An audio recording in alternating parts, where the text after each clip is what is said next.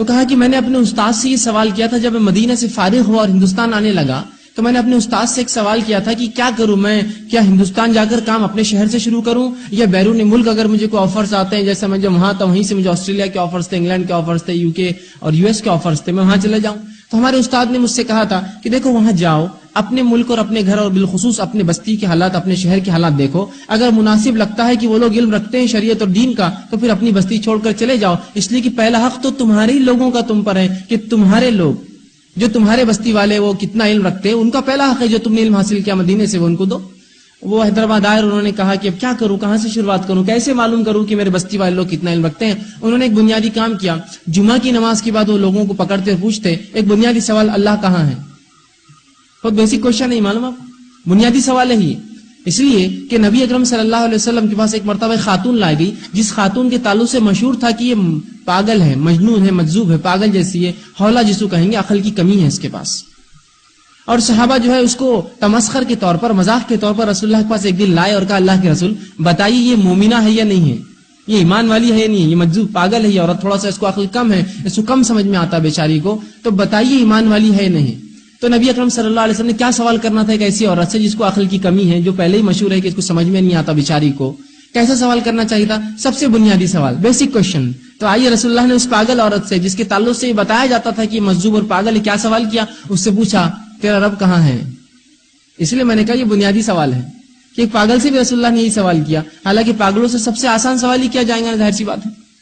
تو آپ صلی اللہ علیہ وسلم نے کہا تم پوچھتے ہو اس کے ایمان کے تعلق سے، بلاؤ اس کو لائے گا تو کہا تیرا رب کہاں ہے؟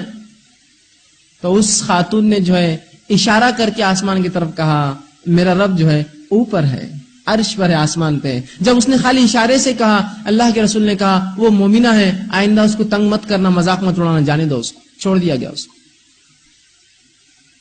انہوں نے بھی سوچا ارشد مشیر مدنی صاحب نے کہ میں بھی ایسی شروعات کرتا ہوں، لوگوں سے بنیادی سوال کرتا ہوں جو رسول اللہ نے ایک پاگل سے کیا تھا، ایک وہ عورت سے اس کو عقل کم تھی، آئیے پوچھتا ہوں۔ اور جب جمعے کی نماز کے بعد لوگ نکلتے سوالات کرتے اللہ کہاں ہے، تو ایسے ایسے جوابات ملے جس کی کوئی انتہا نہ تھی، کعبے میں، ہر جگہ، مسجد میں،